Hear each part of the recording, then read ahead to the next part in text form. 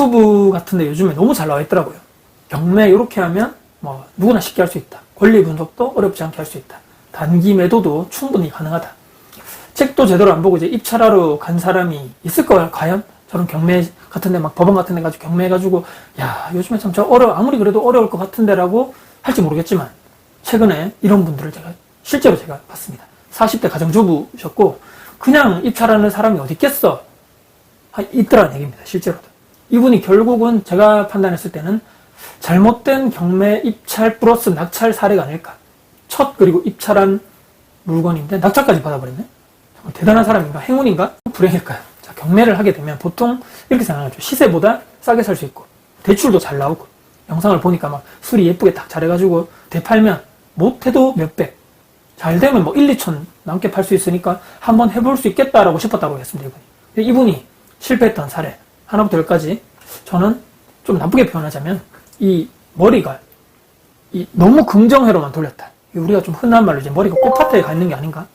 무섭지도 않았다는 게 너무너무 신기했는데 이분이 제가 봤을 때 여러 가지 이 경매하는 순서를 이분이 쫙 입찰해서 낙찰받았던 순서를 그분이 쫙 얘기를 해주셨는데 이분이 크게 한 5가지 이 정도로 제가 봤을 때는 잘못 판단했기 때문에 이 결과 자체도 잘못된 것이 아닌가. 첫 번째는 뭐냐면 네이버 이 부동산 이거 보면서 시세를 우리가 보죠.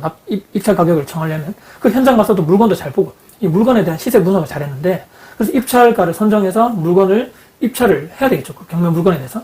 근데 이분 이 물건 자체를 제가 봤을 때는 그러니까 안 했어야 되는 물건이라고 판단되는 것이 그 지역에서 중심지에서도 아주 멀리 있고 그것도 이 아파트였지만 나홀로 아파트 거래 자체도 1년 전체예요. 한 달이 아니고 1년 전체적으로 이렇게 쭉 예전 과거사를 보니까 한두 건도 안 되는 거의 거래가 없던 아파트였습니다. 그러니까 이건 제대로 알아보고 입찰을 했었어야 되는 것이 아닌가. 그러니까 그 가격에만 단순하게 집중했다는 얘기입니다. 그때는 영상이나 유튜브 같은 데 보면 내부에 이렇게 수리가 안 된 물건을 수리를 이렇게 예쁘게 잘해가지고 되팔면 참 이렇게 뭐 수익이 났다. 이제 경매 단점이 뭐냐면 내부 상태를 일반 우리 매매보다는 못 보는 거죠, 거의.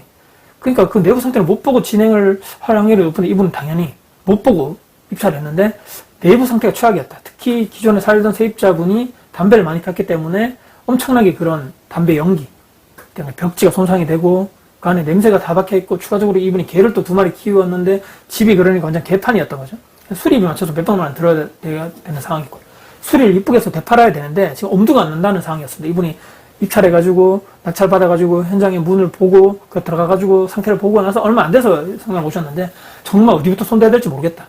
그것도 상담하고 가셨죠. 어떻게 수리해가지고 어떤 순서대로 수리를 여기 해가지고 제가 사진을 보니까 좀 안 좋더라고요. 그러니까 이런 순서대로 하셨으면 좋겠다라고 제가 얘기를 드린 상황이고 수리비 다 들어가면 남는 게 있을까라는 미지수인 상황이었습니다. 세 번째는 다행히도 어렵지 않은 권리 분석이었습니다. 명도까지 잘 하셨는데 이분이 이제 좀 진상 세입자였다는 거죠.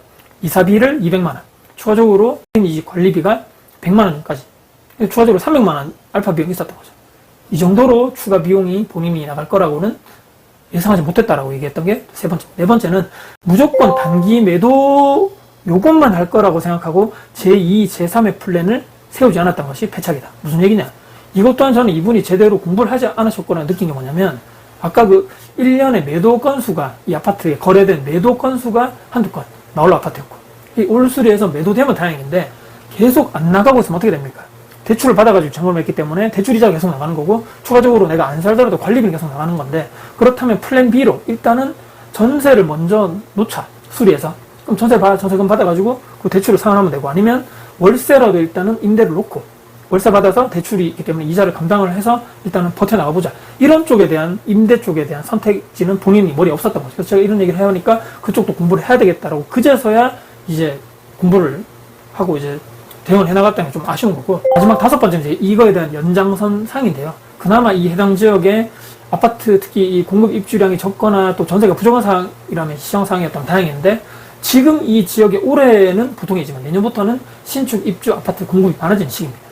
주변에 아파트들이 많이 입주를 하면 지금도 많이 지어지고 시간이 지나가면 갈수록 여기는 또 구축에 나올라오다 보니까 매매 가격 포함 전월세 임대 가격도 향후에는 장기적으로 좀 하락할 것 같은데 이런 전체적인 중단기적인 사항을 제대로 파악하고 들어갔었어야 되는 거죠.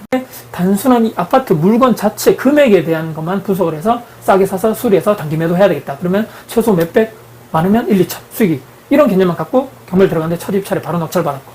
그래서 물론 이분이 지금 많이 배우셨겠죠. 지금 1위 상담 내용을 토대로 이렇게 해가지고도 플랜 B로 뭐 임대 관련된 것도 생각을 해보시고 어떻게 지금 빨리 매도를 할 것인가에 대해서 빨리 해서 뭐 어떻게 뭐 물건을 내놓고 이런 얘기도 했겠지만 이번에 이런 낙찰 사례를 통해서 명도까지 해보셨고 내부 수리 이제 하셔야 되겠지만 또 매도를 어떻게 하거나 또 전월세를 계약을 해서 맞출 것인가 이런 시정 수급에 대한 공부 왜 하필 이런 아파트는 수익 나기 힘든 건지 다음에는 어떤 물건 투자를 해야 되겠지 또 어떤 시기에 투자를 해야 될지에 대해서 아마 이분은 많은 공부가 되실 거라고 저는 봅니다. 그것도 긍정적으로 생각해야 될 것 같고 앞으로 우리가 경매 같은 거 입찰을 한다거나 했을 때는 우리 무조건 너무 좋은 이런 긍정회로 앞으로 잘 될 것이다. 단기적으로 이렇게 분명히 매도가 될 것이라는 너무 긍정적인 생각도 물론 우리가 투자를 하기 전에 해야 되겠지만 여기에 대한 리스크가 어떤 것이 있을 것인가에 대한 약간 그런 플랜도 좀 세워보시면서 입찰하시고 낙찰받아서 이런 쪽에 우리가 수익을 낼 것이라는 그런 계획도 리스크를 추가적으로 좀 생각하신 다음에 우리가 해야지만 이런 여러 가지 돈이 들어간다거나 추가적인 돈이 이렇게 대해서 어려움이 발생된다는 이런 약간의 이런 부정적인 이런 예측 가능성도 우리가 생각을 하고 난 다음에 실질적으로 투자를 해야지만 우리가 이렇게 얻는 데미지가 좀 줄거나 좀 약간은 내려가지 않겠는가 하는 생각을 해보면서 최근에 있었던 이런 상담 사례를 이분과 마무리했습니다. 여러분께 도움 되셨다면 구독, 좋아요, 알람 설정, 댓글 주시고요. 항상 주변 분들께 공유될 가치가 있다라고 생각하신다면 널리 공유 부탁드리겠습니다. 여러분들 화이팅이고 이분도 더 성장하시고 화이팅 하시라는 응원을 드리겠습니다. 고맙습니다. 화이팅입니다.